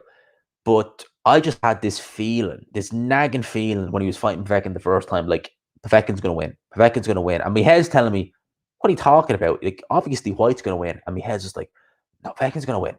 Povetkin's going to win. I was like, he's going to win. And I thought, no, he's not going to win. But he did.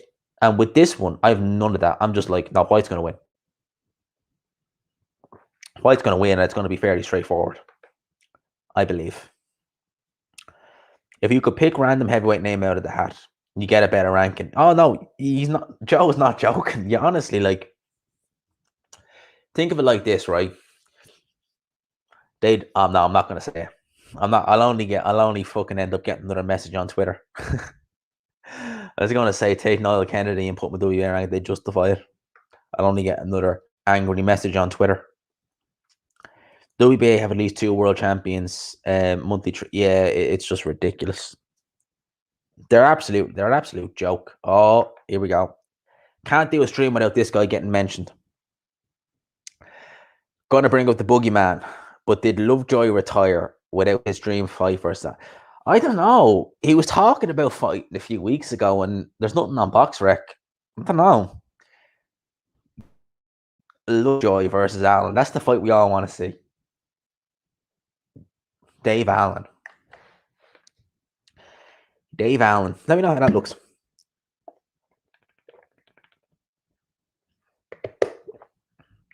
I've got my camera for the last few minutes. I don't know how that looks. The camera's been fucking up a lot on the thing.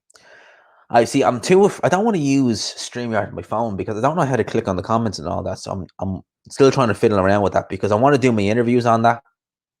Because I've got 2 fighters who I'm looking to interview coming up in the next few weeks, and I want to do them on the phone, but I don't know how they're gonna look.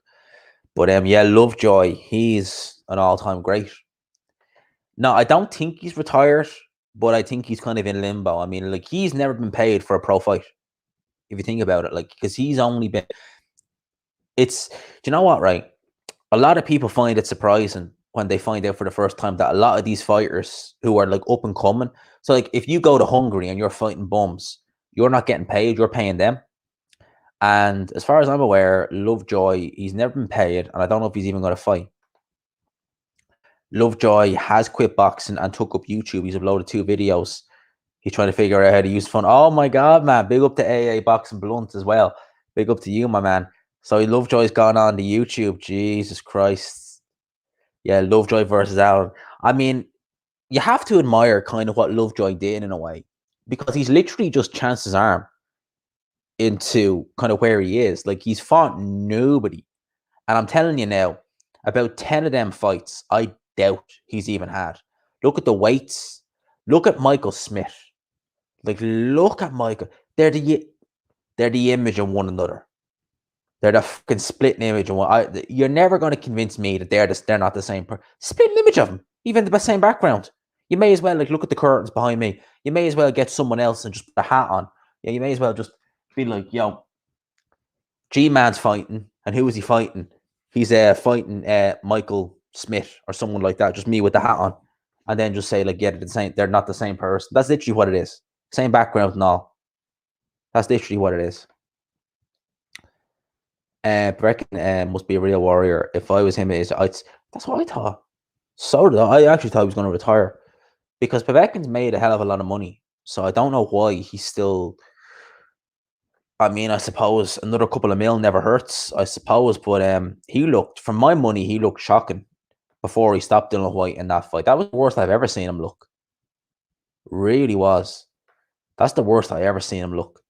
And I mean that in the nicest possible way. Like, I don't mean it in a sense of, he's terrible or something like that. No, but he just timing, his reflexes, his just punch variety. The body work wasn't bad, but everything about him just looked off in that first fight. I was thinking, Jesus, he's regressed. And he only fought, that was August. He only fought in December. It's not like you're looking at like a year and you could say, okay, the ring rust maybe. But he regressed something terrible. I was like, holy shit, he's regressed a good bit. Do I rate Fabio Wadley? I think he's very good. For someone who's only ever done white collar fighting, very good fighter. Like, very impressed with how he's looked so far. Very impressed.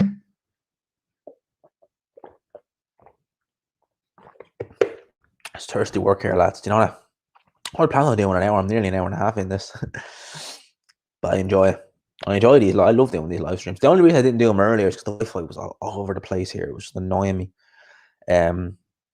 I see J-Man, fair enough. Percy didn't have much issue, to be honest, with Hopkins' white boy comments. Deep down, I think he's a good man.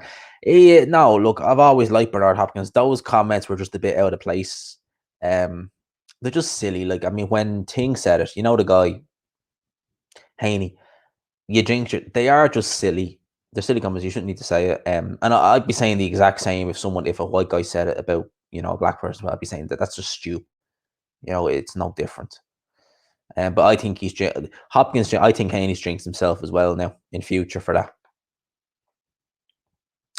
Gma at the train loved it for his comeback fight. Holy shit! Haven't seen that video of him on Instagram. I'd be like, mate, I wouldn't come back. If I was the heavyweight, I'd fancy me chances. Seriously. You think Molina is a good fight for him, D? I don't know what these thoughts are on that, but I think Molina is a step up, but Molina was never that good to begin with, and he's got very poor heart, very questionable heart. I don't think so. I think you can find better opponents than Eric Molina, but look, it's a name. Yeah, he's declared himself bankrupt. I know, it's crazy. It's crazy. That's Don King. If you're not bankrupt after Don King, you're doing something wrong. Put it like that. Jimmy, who do you think Kell Brook should face, or do you think should Can? Oh, I thought you said who you think should Can face Kell Brook next? I don't know. I would still watch that fight if it was on. Entertainment value as well, but I don't know. It's meh.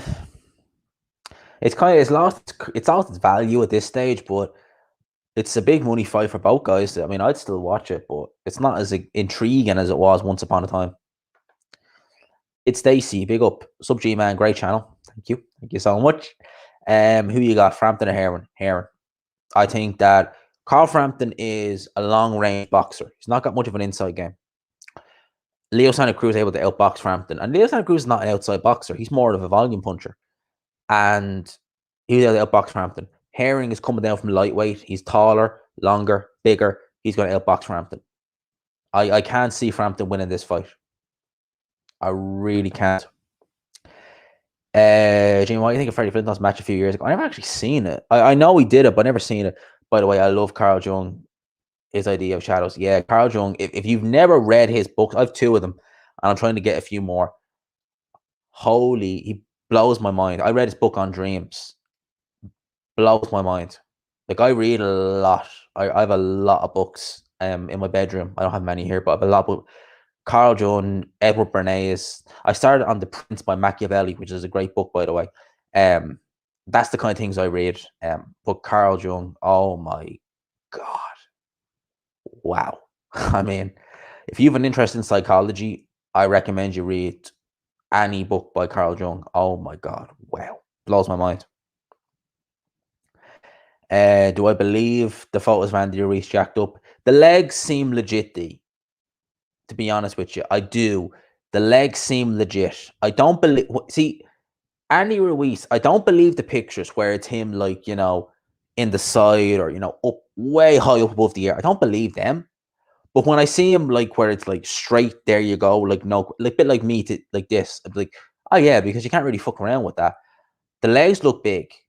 If he is not motivated in camp with Canelo, Rivas, I think Neary was there at one stage, Martinez, if he's not motivated in camp with all them, then nothing's ever going to motivate him. I mean, if I was around Canelo, I'd have an 8-pack, because I'd be like, here, what the fuck, I'm around Canelo. Maybe having that will just help you. I'd imagine it will. I'm going back off for a bit. I'd imagine that would help you.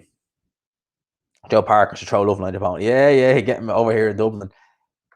I'm nearly sure that Andy Lee, before lockdown, does anyone remember? If anyone's never seen it, actually go and look. I'll even see if I can leave a link to it in the description, actually. This is some of the things Andy Lee does, because I actually thought this was funny as fuck. Jolene, when he got Jay Quigley and Paddy Donovan to do the Jolene challenge, I thought this was funny as fuck. And this was the gym he had Paddy Donovan and Ting training in Dublin. If any of you have never seen this is some of the things Andy Lee does. There's a link in the description there. If any of you haven't seen it, I recommend go watching it. I never even heard this song before. It's by Dolly Parton.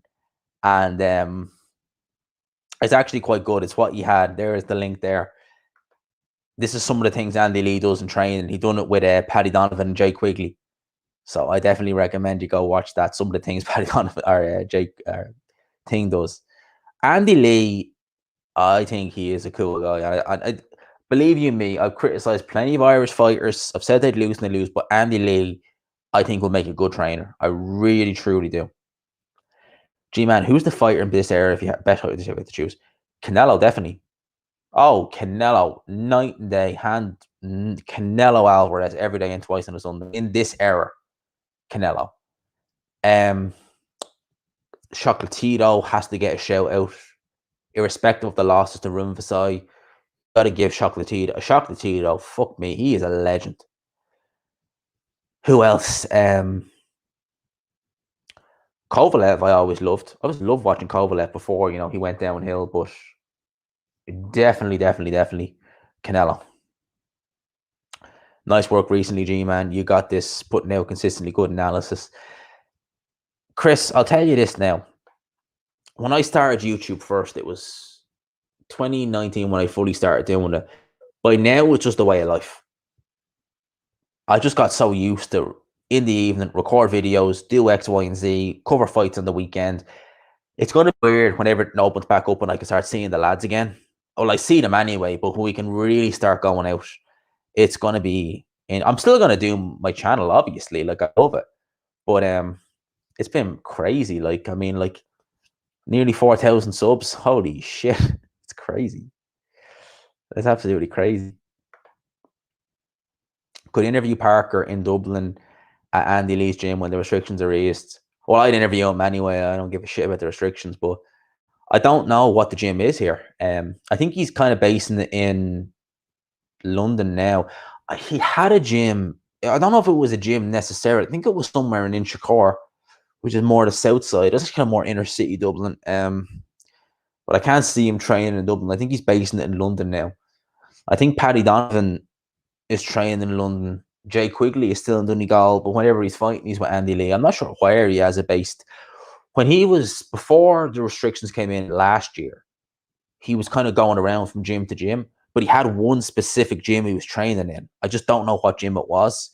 And like, I'm really far north in Dublin, like really far north. So like inner city is miles away from me. Like, it's a good 40-minute drive, which is not fun.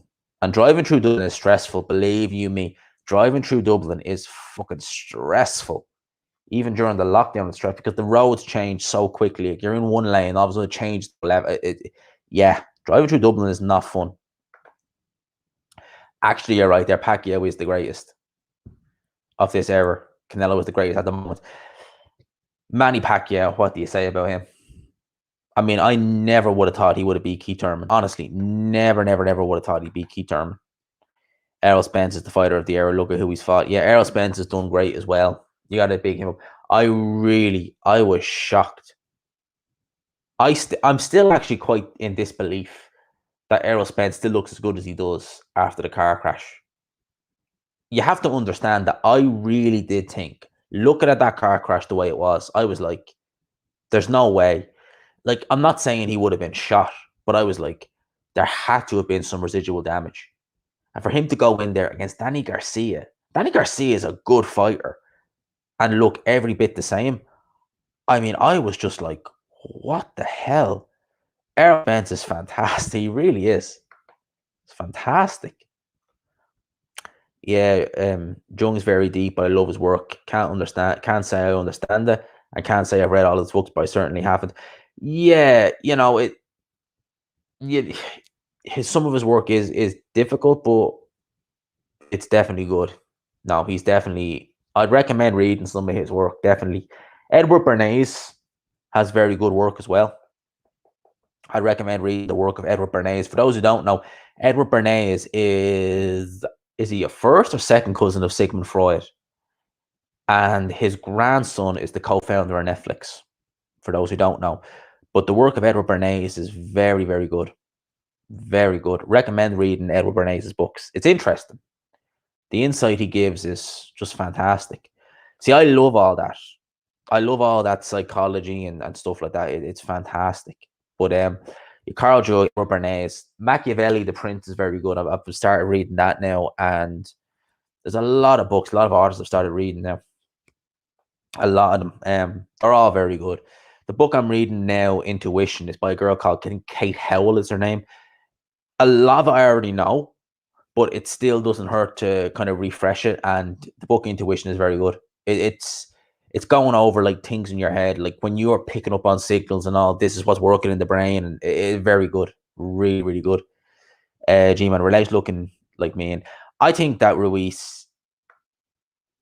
I don't mind him fighting Areola personally. It's just the fact that it's on review, but I'm interested to see how he looks. I think he's going to look very good. He'll beat Areola irrespective, but I think we need to see how he looks. Hellenius date confirmed yet? I don't think the date's confirmed yet, but it's definitely happening next. Definitely happen next. I like Sigmund Freud too. His book Interpretation of the Dream. Sigmund Freud is very out there, though. That's what I will say. Freud is very out there with some of the things he says, but he's definitely out there for Sigmund Freud and some of the things he says. Yes, I have his book. Propaganda is a great read. It's not a long book, but it's a must read. I have a copy of that. It's fantastic. I would recommend anyone to go and read it. You see, I work for a book company. That's what I do in my day job. I work for a book company, an online book company. So I know a lot of, basically, I know a lot of the books and all. Propaganda is a must read. The Print is a must read.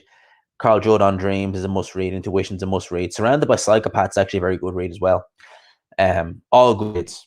Maybe one day I'll do like a video of like books I have. I have loads of books at home. It's crazy. They're in my bedroom.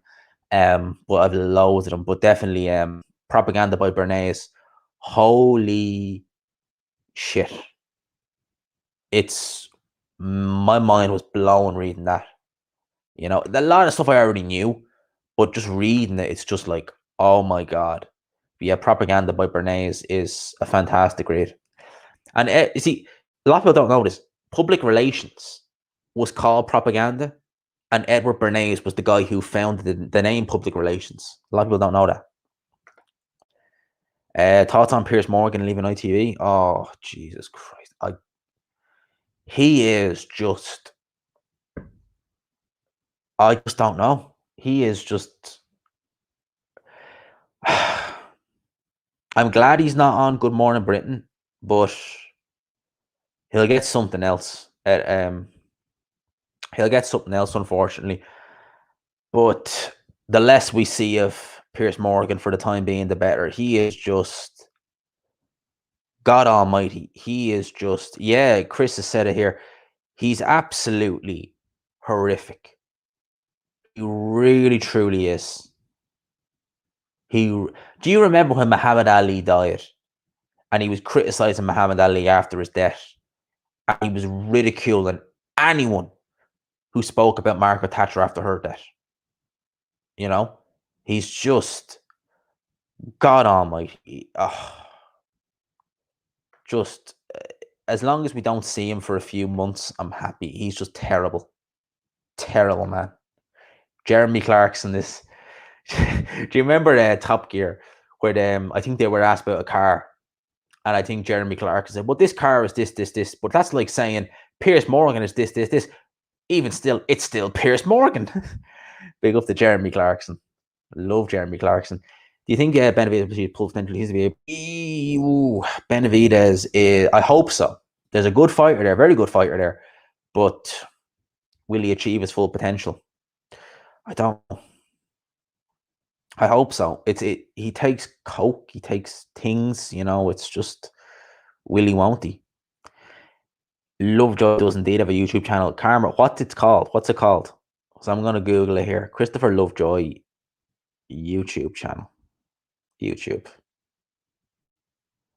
Does he have a YouTube channel? What's it called? Because I'm going to try and see if I can find it here and leave a link in the chat. Oh my God, he actually does. He's 184 subscribers. And his first, oh my God, lads, he actually does have a YouTube channel. He's only just updated it. So yeah, he does. Wait there. Wait there.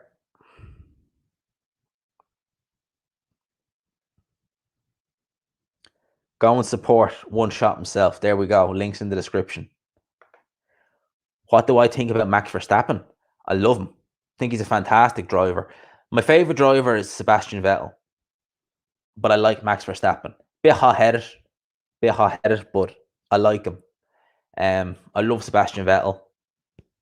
Love him. Absolutely. I used to really not like him back in the day, but he's my favorite driver by a mile. Love Sebastian Vettel. Really do. But Max Verstappen's a very good driver. I hope he wins a world title. I really hope F1 this season is better than it was last. Like last season was a good season, but I'm just getting sick of Mercedes winning every year. For God's sake, like I mean, even when Ferrari were dominating, and I was always a Schumacher fan, so I didn't mind. But even when they were dominating, it wasn't as bad as, you know. So hopefully Verstappen can do something, and hopefully Vettel and Aston Martin can do. I love Sebastian Vettel. Like he's my favorite driver by a country mile. I really hope he wins. Him and Daniel Ricciardo with McLaren. I really hope they win this season. They're back to it's looking like a good season, but just God knows what happened this year in F1. I hope they get rid of that Mazepin guy. I can't stand the sight of that guy though. Mick Schumacher, perfect. Mazepin, get Fittipaldi back in the car. I don't know why they got rid of him. They should have just kept Fittipaldi in the car. But it is what it is. Money talks.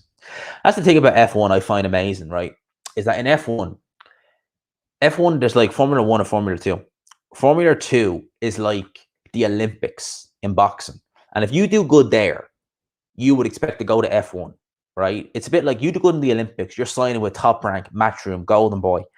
But F1 is completely different. You could be crap in F2, but if you have loads of money, like Nikita Mazepin, you're getting into F1, which is bullshit. It shouldn't be that way. I mean, Callum Ilott, Philip Dragovic, so many, like there's so many good drivers in F2 who haven't got an F1 seat. Like Callum Ilott should be in F1. That's bullshit, the fact that he's not. And Nikita Mazepin is. And if anyone saw that video I done on Al Heyman and PBC doing Ruiz versus thing on pay-per-view, if you saw what I just threw a little joke in, and it was like, he deserves a penalty for that. What the fuck? That was a guy called Philip Dragovic, and he was shoved into a marker board by that Nikita Mazepin guy, and he was on the radio like, he deserves a penalty for that, and he did. Mazepin's an idiot. I don't know why they gave him a job. I don't know why they gave him a race seat. Well, money, obviously. Anyone rooting for the Honey Badger Ricardo, McLaren, yeah, McLaren are going to win this season. Mark my words, they're winning this season. 100%. Zach Brown and McLaren are winning this season. 100%. They're definitely going to win a race. I like Lando Norris too. He's funny. I really like Lando Norris. Really like him too. He's really funny. So, yeah, McLaren definitely going to win the race this season. Mark my words, they're going to win. But like Lewis Hamilton's probably going to win the title. I've never been a fan of Lewis Hamilton. Ever. I've never, ever been a fan of Lewis Hamilton. Never really liked him. I was always a fan of Rosberg. Never been a fan of... Oh, yeah. You're right. How well George Russell did. Yeah, he put Bottas to shame. He really did. Yeah, he's next. He's bound. Oh, yeah. Like, Russell versus Hamilton would be great. I think George Russell is fantastic. He really, really is. I think George Russell is... Valtteri Bottas, when he was driving for Williams, he was really good. Like, do you remember when Hamilton was racing him in Germany in 2014? He couldn't get past him. No mistakes from Bottas. But ever since he went to Mercedes, holy shit. He just went to a different driver. Makes me, like, I was always a Rosberg fan, so it makes me respect Rosberg more, considering how good he was against Hamilton. Like, Rosberg was quick. He could race Hamilton. Rosberg was a great driver. He really was. Bottas really, they should have given Pascal Wehrlein that seat. But they didn't. Then he's not in F1 anymore, unfortunately. Yeah, Lando Norris is a cool guy. Yeah, he is. Big up to Lando Norris. We get back to boxing. Let's get back to boxing. F1 is, I will make. See, I have an F1 channel, but I don't know the password, so that's pretty much gone. So I don't have that anymore, unfortunately. But yeah, we get back to boxing. Oh yeah, someone asked that. I would go for Ramirez in that fight personally. I've always rated Ramirez, and I think him against Bivol is a good fight. But I've always rated Gilberto Ramirez. I think Ramirez Ramirez can just, it's a bit like Parker, he just sails through a fight. But when Ramirez really puts his foot in the gas, he is actually quite good. Like, he really is a great fighter. So Gilberto Ramirez going to Golden Boy, I would prove.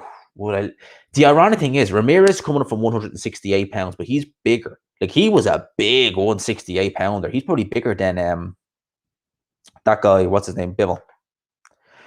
My favorite book, Hogger Universe by Michael. I'll have to look up at that. I will take a screenshot of that because I have Memories, Dreams, and Reflections. I have that book, but I don't have the other one. I don't have the other two. I'll have to have a look at that. Do I know a boxer called John Murray from a few years ago? The name rings a bell, Randy, but I can't honestly say I know it, to be honest with you. Entering a golden, we are actually, after Hamilton's dominance, Verstappen, Leclerc, Russell. Yeah, Charles Leclerc, forgot about him. He's a great driver. Yeah, we're entering a great stage of F1. We really, really are. We really are. I can't wait. I love F1. Like, I've nothing against Hamilton. I've never been a fan of him personally, but he made me not like the sport. It was just like you're logging on to see Hamilton win every goddamn race. And I loved Michael Schumacher, so that was different.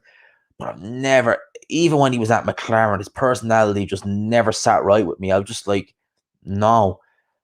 Something about Hamilton, I don't know what it was. I never really warmed to him. It was just something about him. I just was like, no. So with Lewis Hamilton winning constantly, it was just like, no. Like Vettel, I like Leclerc, all them guys, they're all cool guys. They're all approachable. Like, who was it? Lando Norris has a stream Twitch channel. Ramirez is dangerous. They're trying to get him a fight with Bivol. That's a pick 'em fight. I would lean towards Bivol D personally, but it's a pick 'em fight. It really is. G-Man, thinking of getting into YouTube, what advice would you give other YouTubers? Chat advice is welcome. Okay, I'm probably going to call it quits here now in a bit, but I'll end with this, right? What I would say is go. I mean, look at my old videos. Go back and filter my videos to oldest and look how crap the quality is. You know? Consistency. Learn what works. Like, I'll tell you now, covering fights by Joe Parker, covering the fights directly after, it's cliche, but cover Florian Marku. The Albanian fans love him. Cover Croatian fighters like Hrgovic and Babic. The Croatian fans love him. Cover fighters like that. You'll get some good views. You'll get some subscribers. Cover the fights directly after. And just keep, like, what I do every day is I literally have my laptop for work going. And I'm on Twitter. I'm on Instagram. I'm on Boxing Scene. Checking. What's the news? And I am constantly looking to make a video. Because a lot of people say, like, oh, I'll make 5 videos a week, or I'll make this, that, and they don't. Just it'll be slow. They might not get many views, but just keep it going. They'll gradually get views. Like, think about it like this. Like, 2 years ago, if I had a video and I'd done 150 views, I'm like, holy shit, I've got 150 views in this one video. I'm doing great. Whereas now, if I don't do any less than 600 or 700 views, I'm just like, well, that's not great. You know, they will grow. Like, look at when I started doing these streams, if I had 20 people in the chat at once, I was like, yeah, I'm doing well. Now I'm like, oh, I've got 40 people. I should be at 80. You know, sort of way. So it's just staying at it. It can take years. Like, took me 2 years to get nearly 4,000 subs. It's a slow grind, but if you keep plugging at it, it'll keep going. Don't worry about the quality of your videos. Don't worry about the quality of them. You know, I use my iPhone. I use a 25 quid mic, and I have a stand that I bought for, I think, 20 something euro. So it is what it is. Don't worry about that. Just worry about getting good content out there and just getting it through. Basically, that's all you need to do. You know, I stayed home so many nights before lockdown to cover the fights when they finished, when the lads were at parties and all, because I was like, no, I know if I stay home and I cover these fights, I get them out there, I'll get there. You know, so it is what it is. You know, you'll get there. I have a DSLR mic, excellent mic. I have a channel lying with about 200 subs, so it's a decent platform. There you go. Now, my mic, as I said, I have 2 mics. I have the Boyette for the streams, which I have hooked up to me now, and I have the other one for the live recordings that I do there. and you're good to go. 25 quid on Amazon. A stand that cost me another 25 quid on my iPhone. That's all I use. That's literally, and I use iMovies to edit. I use copying and paste to make some thumbnails, although I'm looking to see if I can get a guy to do it for me. And that's it. You know, just keep plugging away at it. It's not going to happen overnight. That's why I always say, like, with boxing, ain't going to happen overnight. You got to keep plugging away at it. It's a slow grind. But for me, even when I wasn't getting, and I don't make a lot of money from YouTube, I make about in around 200 quid a month, in around that, sometimes a bit more. It's not about money, it's about opportunities. You know, I've been on Talksport, I've been on Ade's channel, you know, I've interviewed fighters. It's the opportunities it gives. That's what I look for. I'm just thinking, holy shit, I was on Talksport a few times. I was doing this. I'm just like, yeah, this is fucking brilliant. Like, that's the payment I need. A big up to Mini Max, actually. Big up to Mini Max every time. Big up to Mini Max. Great channel. Go over there, give that a look. Mini Max, which he is like literally 1,900 subs. I'm not sure exactly the number, but hopefully you get the 2K soon. Hopefully you get the 2K soon, and who knows, maybe we will get you to 4K by the end of the year. You know, I want to get, like, I'm like 300 and something. I know I'm less than 300 off 4K. I really want to get the 4K and then get the 5K. Because I might do something for 5K, maybe do like a show reel. Holy shit, I've got nearly 2 hours. I only planned on doing an hour tonight. Yeah, it's been long. Loads of rewatch time. Don't get out of bed for less than 1,000 views. No, I don't mind it. As long as they're getting good views, I'm happy. But yeah, I love it. Whenever I see like loads of views, whenever I see like 1,000 views, I'm always like, yeah, done well there. Done really well. Like David Haye versus like WTF to David Haye is done quite well. Done like over 1,000 views, so it's not too bad. 1,000 views and 100 likes. Yeah, 1,100 views. Like, literally, here's my last few videos. I only uploaded Parker thing today, 3:15. I only uploaded that a couple of hours ago. WTF David Haye, 1,100. Yoka, 1,200. Chisora, 630. Parker Barry, 2.5. Laugh live stream. Yeah, like loads of views. Really good views. But just keep working at it, mate. Make the videos. The quality will be, like, my quality of my old videos was crap. It really was. But you just got to keep working on it. You'll get there. You'll get there. You know, like I said, I use an iPhone, a buy-out mic, a stand, iMovies to record and do the editing, and they're doing all right. They do fine. You know, I think. See, I made that mistake when I was thinking of starting out. I was looking at like real expensive mics, real expensive laptops, and I ended up just doing it with my iPhone. Literally, like, it's crazy to think. Like, I was looking at like buying like a couple of hundred on a mic, a couple of hundred on a laptop. I ended up doing it all with an iPhone. It's crazy, but it is. It's just the way it is. I'm picking Estrada to win that fight. Picking Estrada. What do you think? What do you think of good-looking Jorge Linares? What do you think of the good-looking Jorge Linares? Should he retire? If he still has a little bit left to give, see what he has. But Linares has seen better days, definitely. Anytime, mate. Anytime. A big up to Mini Max every time. Great channel. Hopefully we get you to 2K soon enough, man. Hopefully. But big up to you, my man. Found G-Man through Ade. I think loads of people did, Nick, to be honest with you. Loads of people did. Lads, we're at this nearly 2 hours. I'm actually going to call it here. I might hop on tomorrow. I literally recorded the video before I went on live, so you'll have that tomorrow. But I want to big up a few of yous. Big up to Chris. Nick became a granddad. I remember that earlier. You said that in the stream, so big up to you, my man. I'm delighted for you. Hope all is good with the baby and everything. A big up to Mini Max. Where's D? I want to big him up before I go. Oh, there we go. A big up to D, Speaker Mind Sports, for the love of sports. Let's talk about it. Big up to Graham, Chris, all you good guys. Lads, video to use tomorrow morning. Whether I get a stream tomorrow or not, we'll see. We'll see what the Wi-Fi is doing, because believe you me, it's been dodgy as hell.